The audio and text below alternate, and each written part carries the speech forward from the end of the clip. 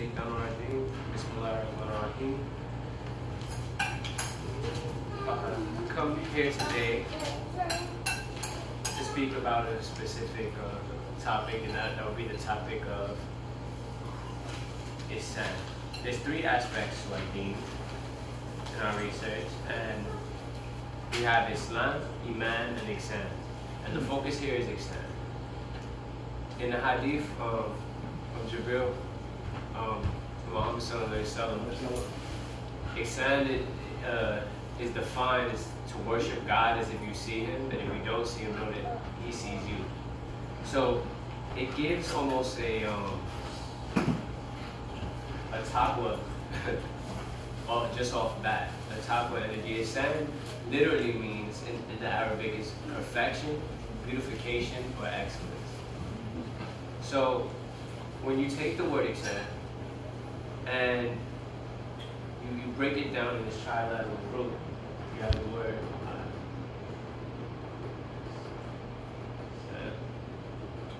this trilateral root comes out to H, S, and N, which is used in Arabic for most words that denote beauty. Like, for instance, you have the word Muqsid, which is someone who practices Ihsan.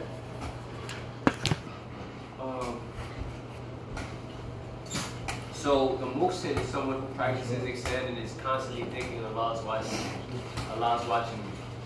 And with that consciousness, what they feel is that some sort of like, I have to be on my game. I have to be 100% as clean as I possibly can because Allah's watching me and I don't want to displease Allah. So there's this aspect of kind of like shame as well, but like a healthy kind of shame when you're doing something wrong and the Ihsan kicks in and says, you know what, I have to get back right. It's almost a will to purify yourself. I have notes here, and one of them I had written a hadith down where the Prophet ﷺ was a famous hadith, where he says that if someone were to, sin, every time someone sins, there's a dark mark that the heart gets on it. There's always like a dark mark. And the way to purify these dark marks, as the Shaykh said earlier, is through worship. And Ihsan itself is the will. Kind of like in my research, I've seen that the Ihsan is the will to purify those dark marks, to get rid of those dark marks, and also because it means perfection, it has to do with perfecting our worship as well. Perfecting our worship as far as making sure we make salat on time, making sure we make salat the right way. Ihsan is your will to do good, your will to be pure, your will to be perfect, and not perfect in the way, the Prophet ﷺ was perfect, but perfection has multiple meanings. One of the meanings that I had picked up, that I have here in my notes, for perfection, which is the one that Ihsan alludes to, is right here.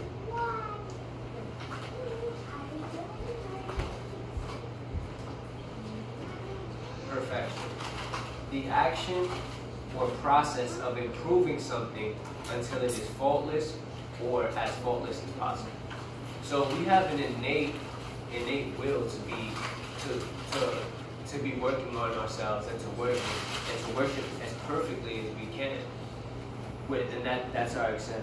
When things are discordant in life, like when things aren't working out, like say someone were to drop $1, and there may be some side of us, a darker side of us that says, you know what, let me just let that person keep on walking, let me put this in my pocket. But this is when the Ihsan kicks in.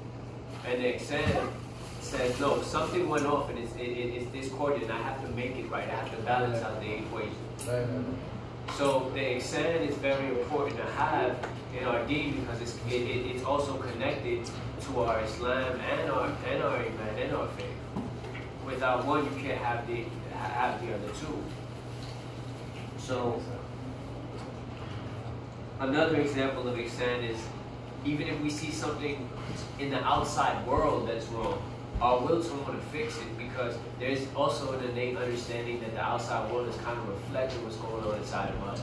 Absolutely. So when we see, even like the Prophet ﷺ would see something in the road and would pick it up, that some ihsan is going on there. I need to fix, I need to perfect, or be in that act of perfection of whether it's the worship or the world that we see around us. So it has a lot to do with beautification, and there's a lot to do with beautification, a lot to do with perfection of worship. And I have a quote here from a book called Wisdom of the Sufi Master by Sheikh Jurahi. And in it, the Sheikh says, worship delivers human beings from the troubles and heartache of the world. It gives salvation from the sewer of this world, which resembles the hellfire. So, oh yes, absolutely. The quote says, worship delivers human beings from the troubles and heartache of the world. It gives salvation from the sewer of this world, which resembles the hellfire.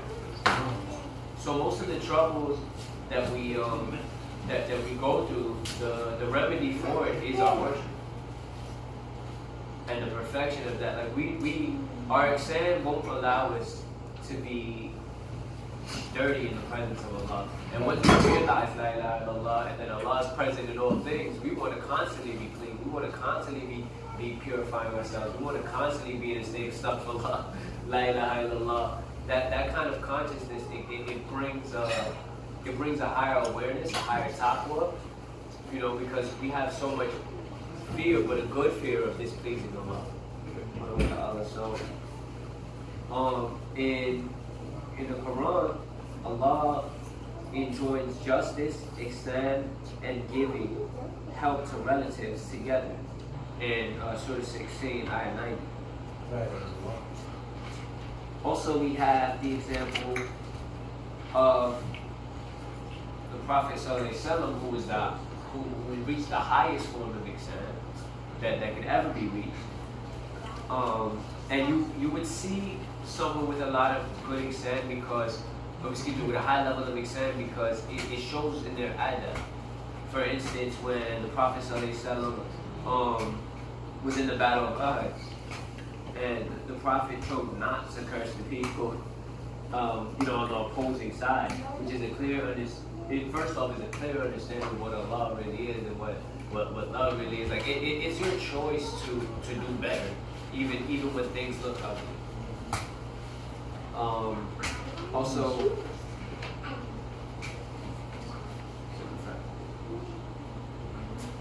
let's see, pardon. So yes, our ihsan is a very strong pillar within our deen, and what we want to do is continue to work on our deen over and over again every day, and make sure that the ihsan doesn't go away, because after those dark marks start to build, the Prophet ﷺ said, if you do not purify them, then it will take over your heart. And you will just have a dark heart and be hidden from light completely. Okay.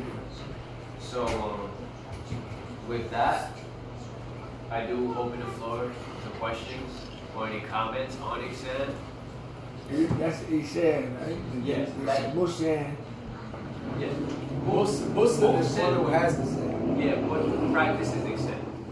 A muhsin is one who practices ihsan, and this is you'll recognize a muhsin because of their adab, their behavior. This is when you're dealing with ihsan, you're going into the inner realm. It's the batin, like you're going into the true inner realms of somebody. Right.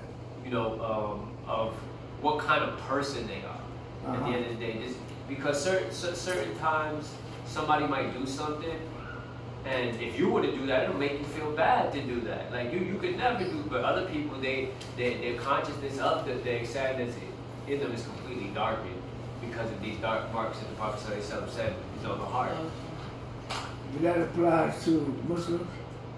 Yes, it applies to Muslims because it's three aspects of our deen, but I also we also get it further. It's a part of our fitra as well, because you know, we are all born with hearts. Right. You know, now sometimes society can, and you know, Shaitan can take us out of, you know. That's why I asked you that. Well, you know, that's why I asked you. You know, through my experience, you know, I know what you're saying. I was going to ask. I was waiting for you to complete that because my struggle is Muslims. That's my struggle. Working with them, you know, dealing with them, see things that they do, and I know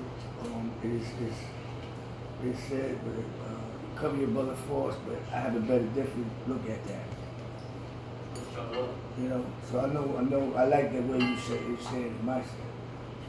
Yeah. It's because eventually with Ihsan, once you're purifying things constantly, like, and this is the heart, right here, and you know, we sin, and that dark mark develops there, and it develops here, it develops here. Our thing is to erase this as much as we can through the worship. Sure. As much as we can, and then daily, even our thoughts, another dot. We think we erased it, then another dot comes, and another dot comes, and that HSN, that trilateral root, which alludes to beauty. Beauty can only be made by the kind of deleting of the impurities in this frame of thought. Like once you take out the impurities, that's when beauty is kind of like brought forth. So that's why it means to beautify. That's what HSN means? HSN, yes. Usually words with those trilateral roots are linked to beauty perfection. Hassin. Yeah, Hassin. Okay. Well, that's the same root as Hassan, which means beautiful. Right. So it's saying at its core, the root, Sin, Nun. It's saying his root is in beauty.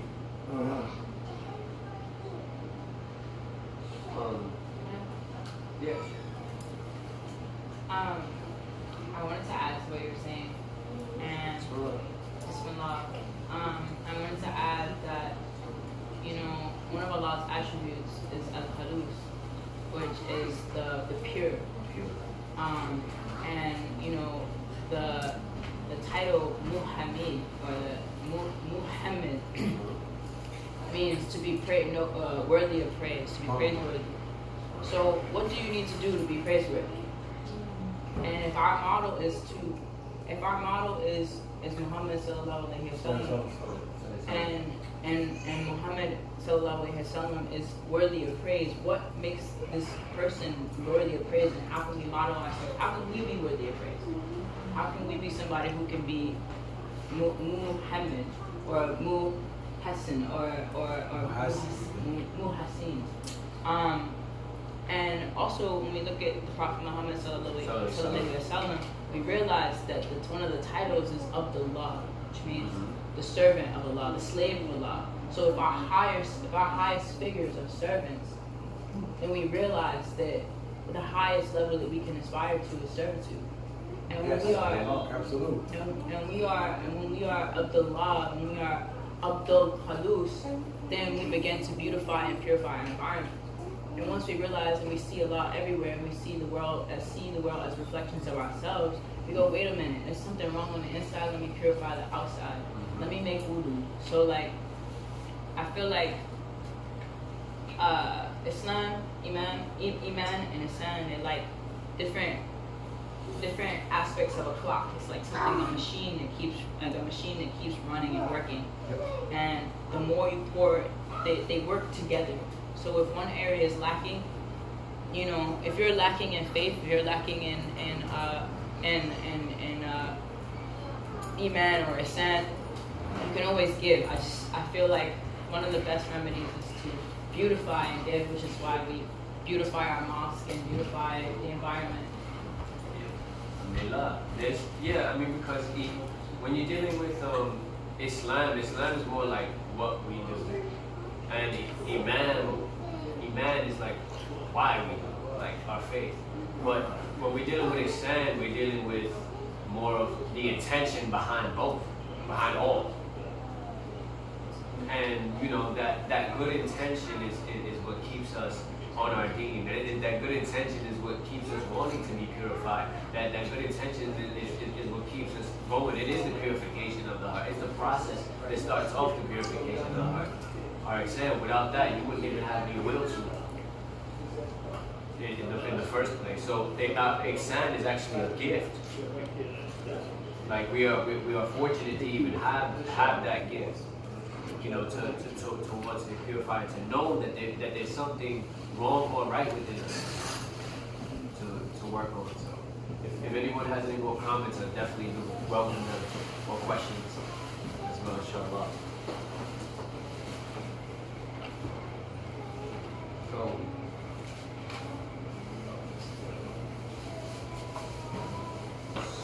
So, not beyond that, but with that as well, they call Islamic scholars explain that Ihsan as being the inner dimensions of Islam and the Sharia or law as the outer. And with that, I feel like once we can balance the inner and the outer, because some people are just focusing on the zahir of Islam, which is fine, which is the physicality of it, which is getting up and making salat and you know, just doing the works, but then what's going on in the batin, in the unseen, in the inner worlds, is that in congruency? Like is that on the same level as what you're physically doing on the outside? So that's why we focus so much on the purification of the heart, because we have to balance what we do on the outside, on the zahir, and in the batin, and kind of just bring it to being one full person. You know, one full state of mind. Yeah. Anyone has any questions? Alhamdulillah, that's my it's quite some exam. MashaAllah. Yeah, I got something. They say, we can't see Allah, but we see you, but you can also, if you do certain things to get in touch, you know Allah's presence is there because you feel like you were saying, like a lot of times I get caught up, people doing things to me, right? I go from 1 to 10 quick. So my test is always to be like, trying to forgive them, overlook it. Yes. I'm getting so good at it now, I don't even listen to it. I used to confront them, but now I let it go. I just keep moving on. Because it's very important that we love each other. Love is the key. Yes. Love is the key. It's very important. Like the Sheikh always, you know, like when I do this, always use him as an example. I know him for years, right? And he has helped me tremendously, but the key, I really know, you know, sometimes me and him, you know how you fall always forgive him, you know, because what he brings to me is more than my petty differences in my mind. So, you know, and I know for me and him, this is personal, for me and him to part, that would affect the group. Me, man, I just say, all we do is bicker and gossip, you know. But that's enough for me. I just wanted to share. It sounds like Ihsan speaking.